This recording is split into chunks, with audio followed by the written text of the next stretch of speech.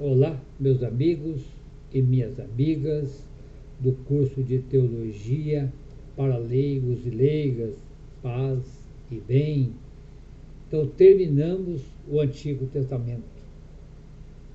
A gente fez assim resumidamente nessa teologia bíblica, porque o nosso tempo é curto aqui, né? Nós não temos tempo de aprofundar, mas nós trabalhamos então aí cinco encontros, né, sobre a literatura bíblica.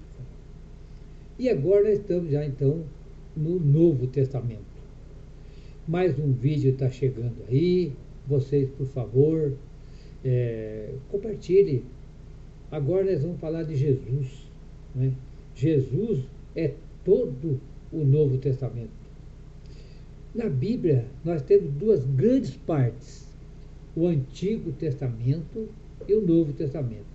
Alguém chama-se, às vezes, de Primeiro Testamento e Segundo Testamento. Pode ser chamado também. Essas duas grandes partes é organizada em duas grandes partes. O Antigo Testamento fala da promessa. Deus fez uma aliança com Abraão, com Noé, com as mulheres lá do Antigo Testamento. Mas depois dessa promessa veio a lei de Moisés. Só que quando chega aqui no Novo Testamento, Jesus é filho da promessa e não da lei. É interessante, né? Jesus não pertence à lei. Por isso que Paulo fala na carta aos Gálatas, capítulo 4, versículo 4 até o 7. Jesus nasceu de uma mulher, submetido à lei, para resgatar nós da lei. Então nós não somos mais escravos de lei nenhuma, nós somos de Deus. E Jesus traz uma nova lei no Novo Testamento. Então que bonito, né? Então, passa esse vídeo para todo mundo. E Jesus, ele refaz todo o Antigo Testamento. O Antigo Testamento é a promessa, é a chegada de Jesus. E o Novo Testamento já é o próprio Jesus que passou por essa terra, fazendo bem, ensinando bem, curando os doentes, partilhando o pão. De tanto que ele fez o bem, que os homens e as mulheres naquela época, um pequeno grupo, mandou Jesus para a cruz. Por que ele foi assassinado numa cruz? Porque ele fazia o bem. Olha que interessante. Quem faz o bem, estamos correndo risco também. Tem gente que faz o mal a vida toda e está rico aí, né? No Novo Testamento, na Bíblia, Jesus é o centro. O Antigo Testamento é antes de Cristo e o Novo Testamento é depois de Cristo. Olha que interessante. No Antigo Testamento, nós temos 46 livros.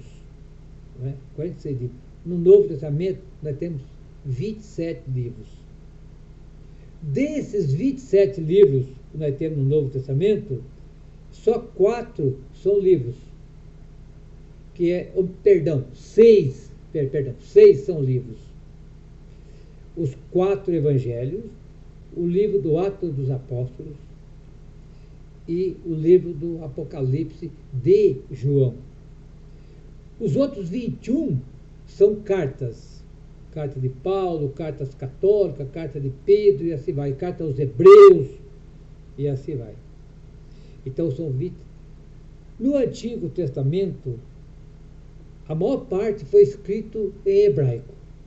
Os 39 livros tá lá, são escritos em hebraico. E tem mais 7 que não achou o hebraico dele.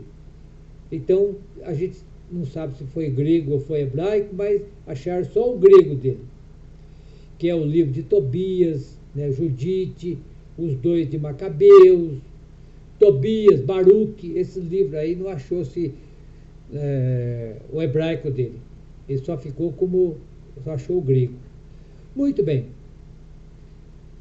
Lá 46, 27, a maior parte escrito em hebraico. Aqui no Novo Testamento é todo escrito em gregos, né? Tudo escrito em grego. Então, é algumas relações.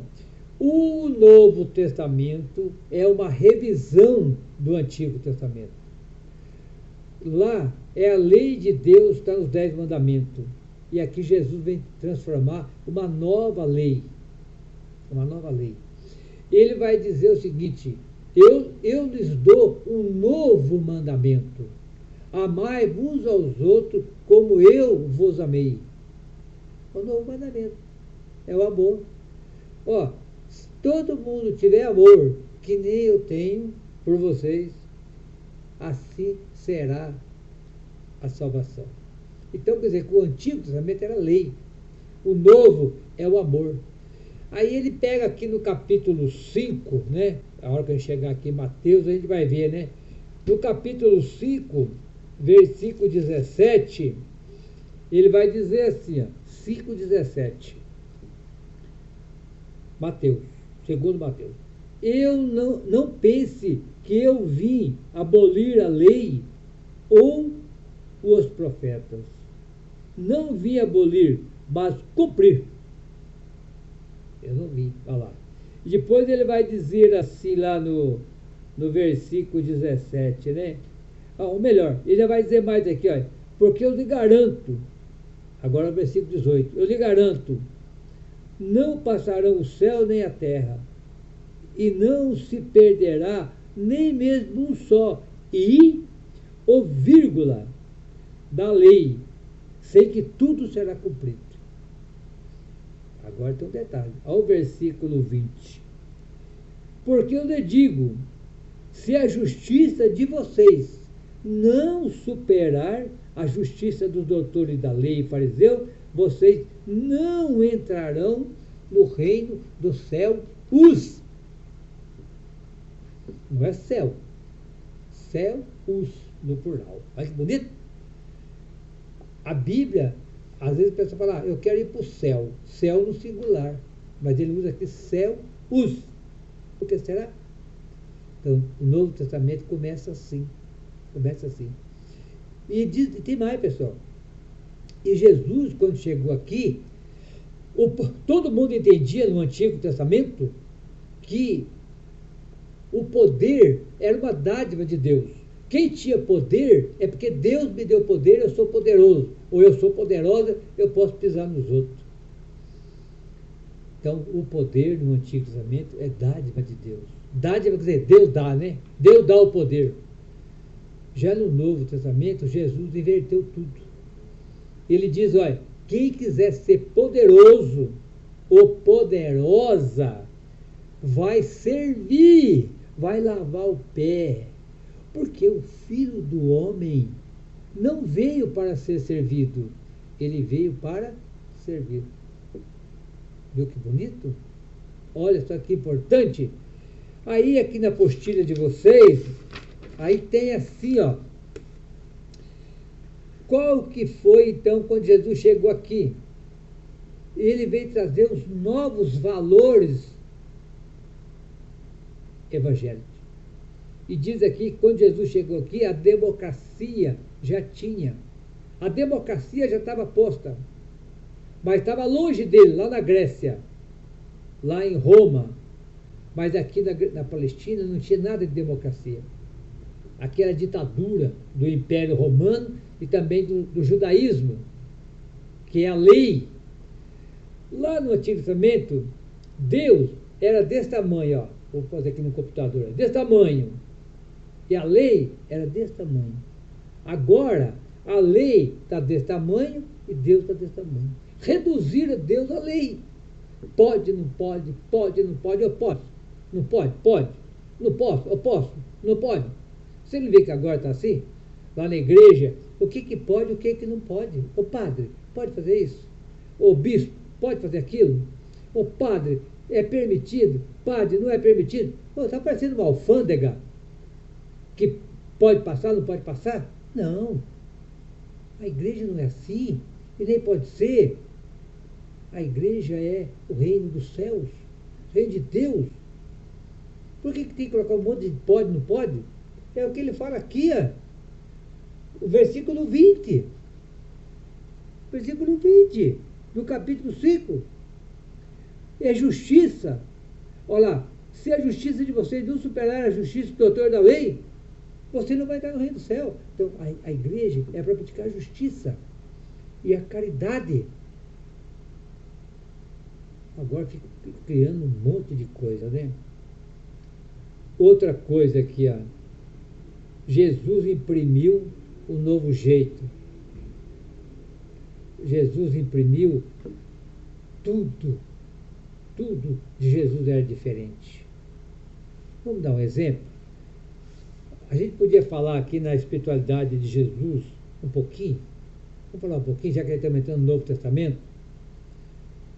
O que você entende, meu irmão e minha irmã, por espiritualidade? O que você entende por mística? Olha, mística e espiritualidade são coisas diferentes. Mística é convicção. Olha, o que é convicção? Eu tenho a convicção de trabalhar com vocês a Bíblia, a teologia, que eu sou professor de teologia e Bíblia. Não ganho nada com isso, não preciso disso. Não. Graças a Deus, Deus me deu tudo que eu preciso. Eu quero levar essa palavra de Deus para frente. Porque Deus me chamou para fazer isso. Chamou eu, chamou você, chamou um monte de gente para fazer isso aí. Então nós temos que levar essa palavra. Levar essa palavra do jeito que Deus pede para nós levar, de acordo com a Bíblia. Não é verdade? Então que bonito, né? Quer dizer, você levar tudo isso é por amor. É isso que Jesus veio nos ensinar. E que bonito. Então levar essa palavra de Deus para todo mundo. E ele fala assim, olha, feliz os perseguidos por causa da justiça, porque deles é o reino do céu. E ele fala, ele começa o sermão da montanha, né, dizendo assim, olha, feliz os pobres no espírito, porque deles é o reino dos céus. E aqui ele termina a 8ª bem-aventurança no versículo 10 do capítulo 5. Quem é perseguido por causa da justiça, porque deles é o reino dos céus. Aqui não é nem depois, nem ontem, nem nada. Os outros, ele vai dizer assim, quer ver só? Aqui, olha. Felizes os pobres... Ah, tá, isso aqui já falei. Felizes os que choram, porque serão consolados. Serão é no futuro. Serão consolados. Felizes os que têm sede e fome de justiça, porque serão saciados. Felizes os que promovem a paz, porque serão. Então é depois. Agora, o pobre no espírito é agora. E os perseguidos por causa da justiça é agora. Então Jesus, ele vem ensinar um novo jeito desse grande amor de Deus para conosco.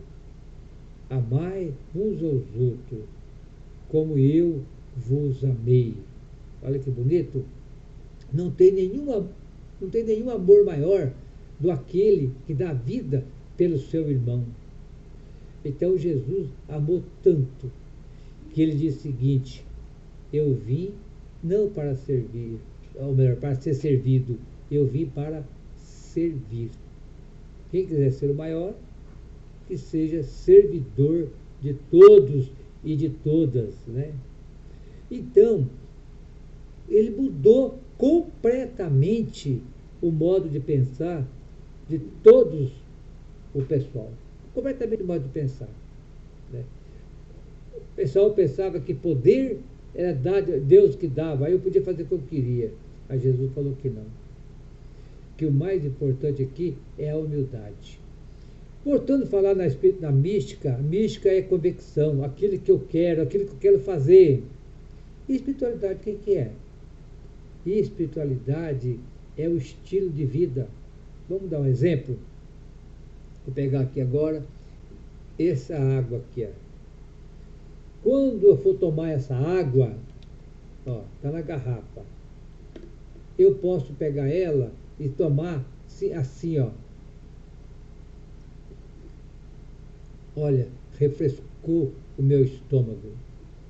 Essa água me dá vida. E essa água, eu estou aqui por causa dela. Se não tiver água, eu não estava aqui. Eu não existia se não tivesse água. E nem você também não existia. Então, quando você abre a torneira, escuta o barulho da água.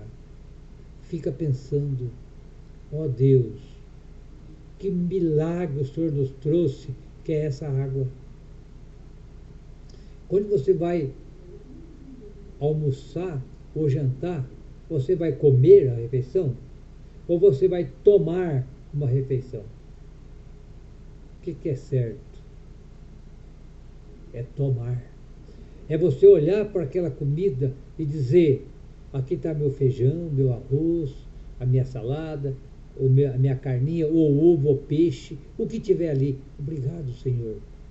Obrigado para quem plantou aquele arroz, para quem plantou o feijão, para quem botou esse ovo, ou essa carninha, ou essa salada, quem plantou. Obrigado, Senhor, por tudo. Porque isso aqui vai me dar força. Eu vou sentir nutrido para cumprir com a minha obrigação de ser humano. Obrigado, Senhor. Quando alguém te dá um café, você pega a xícara de café, o café se você gosta, né? Sinta o gosto do café. Ou se é um suco, você não gosta de café? Suco. Ai, que suco gostoso. Não custa nada você elogiar as pessoas. Obrigado por esse suco, por esse café. Quando você acorda de manhã, Senhor, obrigado pela minha casa.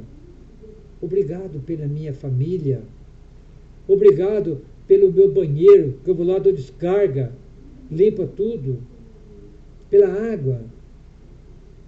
Espiritualidade significa um estilo de vida.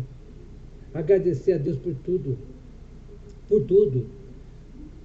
Todo mundo que passa pela sua vida durante o dia, não custa nada você falar obrigado.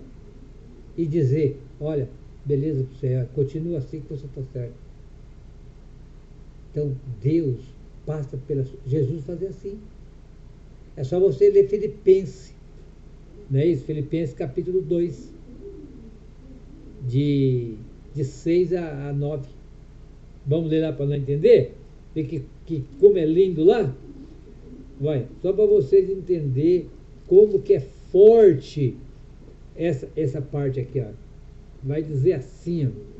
Olha o Jesus que está aí no Novo Testamento. Diz assim, ó lá.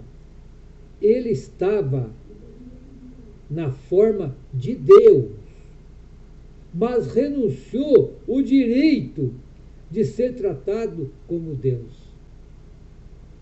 Versículo 6. Filipenses 2,6. Ele tinha a forma de Deus, renunciou o direito de ser tratado como Deus. Ele é Deus. Ele é até agora. Pelo contrário, esvaziou-se a si mesmo e tornou a forma de servo, tornando-se como um semelhante homens, e se encontrado na figura de homem. Olha, pessoal, esse aqui é muito forte. Ele esvaziou a si mesmo e tornou-se servo. O que é servo? Escravo. E tem gente que fala assim, você não sabe quem que eu sou, não, é? Às vezes está conversando, você não sabe que eu sou, você não sabe quem que eu sou, não? Eu sou autoridade. Já chegou irmão meu da igreja católica, padre e leigo, chega a mão na minha cara assim, diz, o que está fazendo aqui, ó? Eu vim participar da missa, não posso. Eu cheguei na porta da igreja, num bairro rural, o pessoal na porta, você vai fazer o que aqui? Eu falei, eu vim rezar com vocês.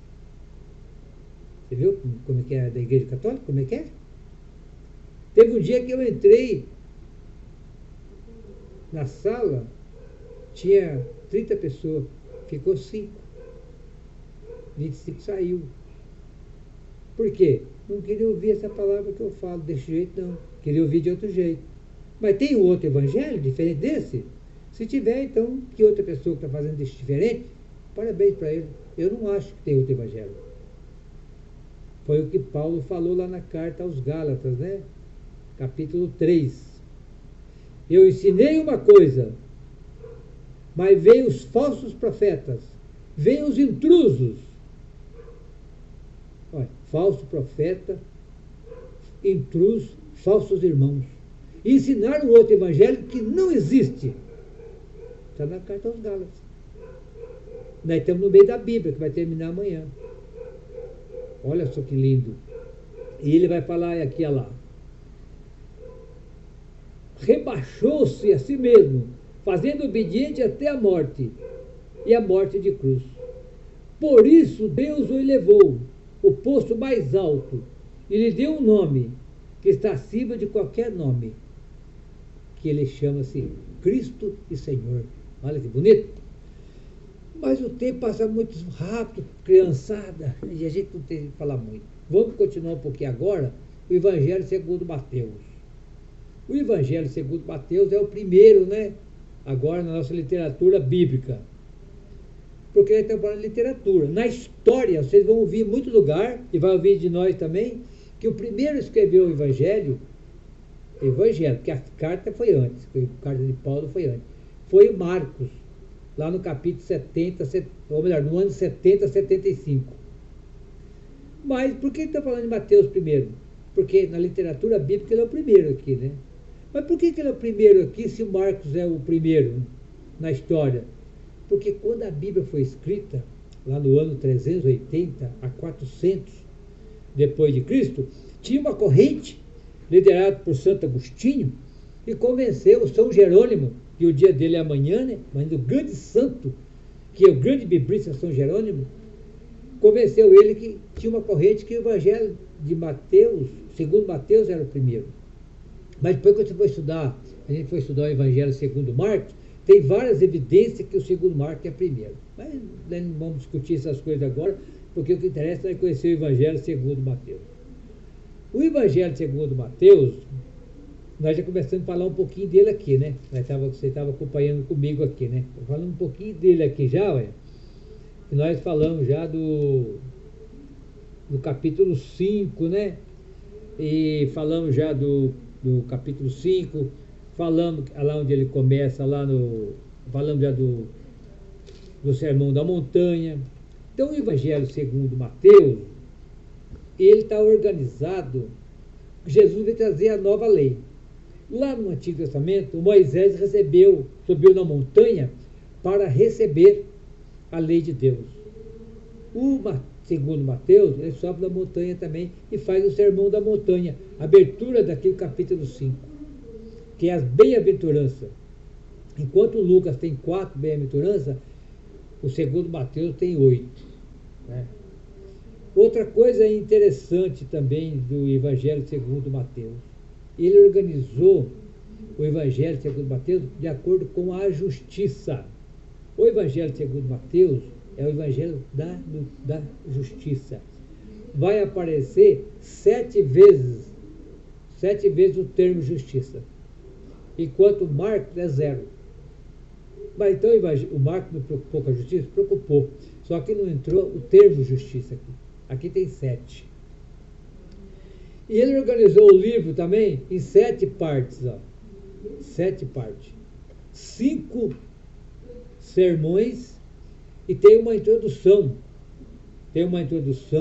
E depois tem um fechamento do Evangelho segundo Mateus. Então é bastante interessante a gente caminhar por aí, né? Do capítulo de 1 a 4 é uma introdução. Depois aparecem 5 sermões, vou falar já. De 5 a 7 é o Sermão da Montanha. Depois, o capítulo 10 é o Sermão da Missão. Já que agora nós sabemos que a lei é diferente, nós temos a missão de levar essa palavra por aí. O capítulo 13 é o Sermão das Parábolas. É o terceiro sermão.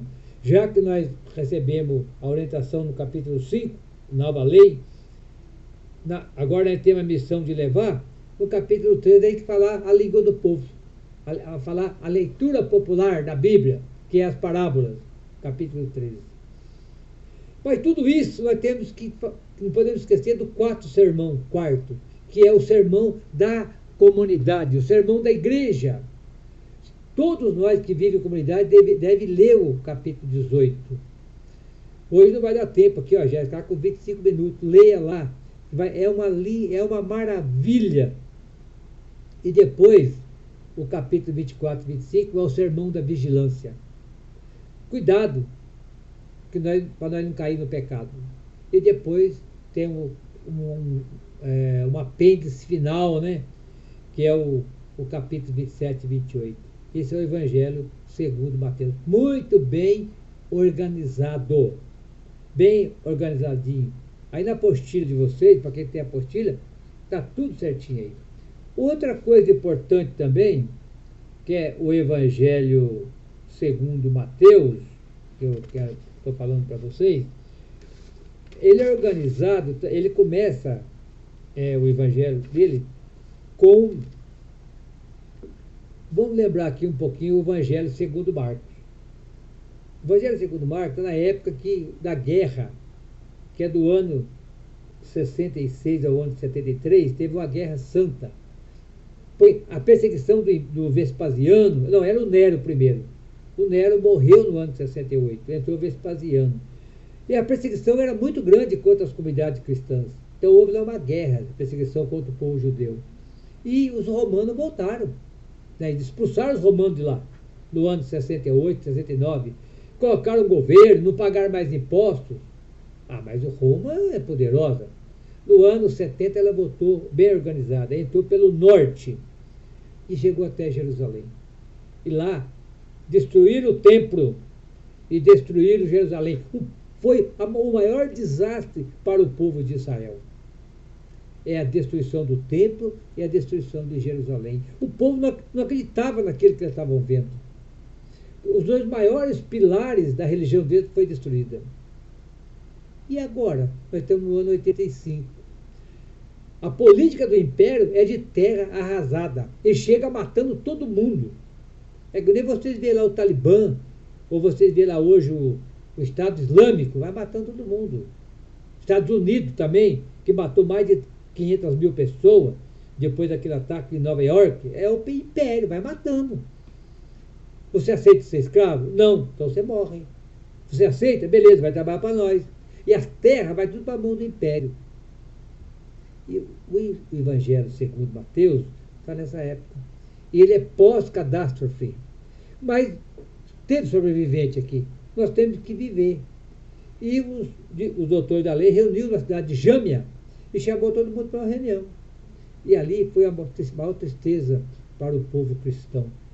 Porque houve um racha entre os cristãos e o judaísmo. Até ali caminhou junto, mas agora foram expulsos da sinagoga. E outra coisa, esse Jesus não existiu.